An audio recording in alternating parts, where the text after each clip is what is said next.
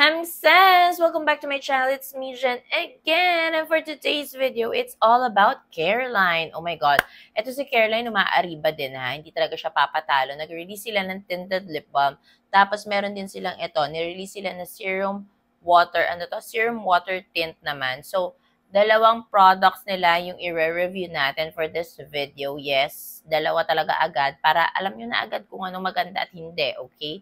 So, if interested ka sa dalawang products na to ni Careline, then just keep on watching. So, yun na nga mga sis, again, dalawang products to. Dalawang lip products yung i-review natin. First is itong kanilang Tinted Mint Balm and then also this serum water tint naman nila. Lahat may tint. So, good luck na naman sa lips natin dito mga sis. Pero syempre, lahat isuswatch natin. Hindi pwedeng hindi. O, diba? So, mag-start muna tayo dito sa Tinted Mint Balm nila. So, ano muna ba yung kiniklaim nila dito sa tinted lip balm nila? This tinted lip balm has instant cooling effect daw, 275 pesos each. Benefits niya is it has vitamin E, adds a layer of defense against the adverse impacts of sunlight exposure. Shea butter keeps your lips hydrated, preventing dryness and chappy lips. Squalane nourishes the nourishes the lips, keeping them soft and supple. So, it has 5 shades, mga sis. Ito sila. Lahat to isa-swatch natin isa-isa para sa inyo, 'di ba? So, alam niyo naman, Careline and Everbilena, yan talaga yung mga OG local brands talaga for makeup, 'di ba? Alam niyo 'yan.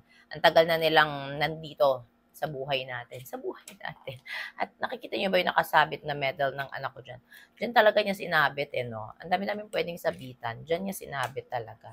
But anyways, wait. I-open muna natin siya.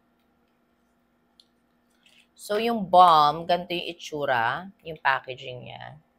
Hindi ako masyado fan ng packaging. Mas prefer ko yung packaging ng Everbilena na balm nila. Ito parang okay lang, so-so lang siya. Pero okay lang.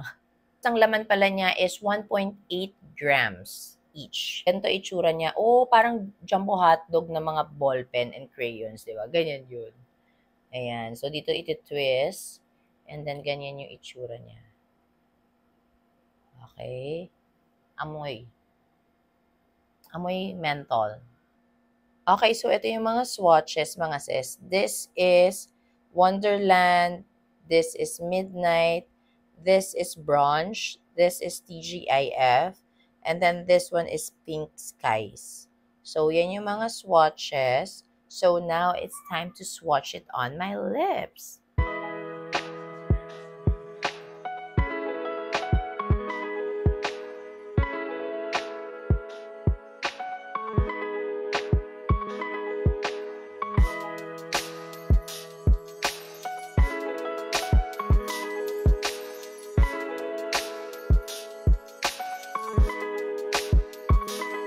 So, those are the shades and swatches ng Careline Tinted Lip Balm nila. And I must say, grabe yung cooling effect niya ha. Meron talaga mga sis, in all fairness. Very refreshing siya sa labi. Lalo na kung desierto yung labi mo. Parang perfect siya. Pero basta, mamaya ko na final thoughts and review yan. Let's jump to the serum water tint naman para isahang bagsakan na lang ng review sa bandang dulo, okay? So, next naman, these are their serum water tint. It's a vivid use for every vibrant expression daw, and it's lightweight, vivid color on your lips without the stickiness, juicy, just bitten pout, tapos infused with vitamin E and hyaluronic acid to keep your lids, cheeks, and lips moisturized. Oh, all around pala siya. Then, available shades is 5 shades, tapos, 195 pesos each. Okay, so dito na tayo sa Serum Tint Kineme. Ayan siya. Ang ganda ng lalagyan. Parang yung sa Everbilena na lippy, diba? Parang ganyan yun. Yung K-drama lippy ng Everbilena. Ganun yung itsura niya. So, 5 shades tayo, mga sis. So, swatch ko lang sa arm ko. Wait. Okay, so these are the shades. This is Bougie, Glow Up. This is Period T, Vibe Check, and Sheesh. Ang daray ng mga pangalan. Pero ayan yung mga swatches. Now, let's swatch it sa lips ko.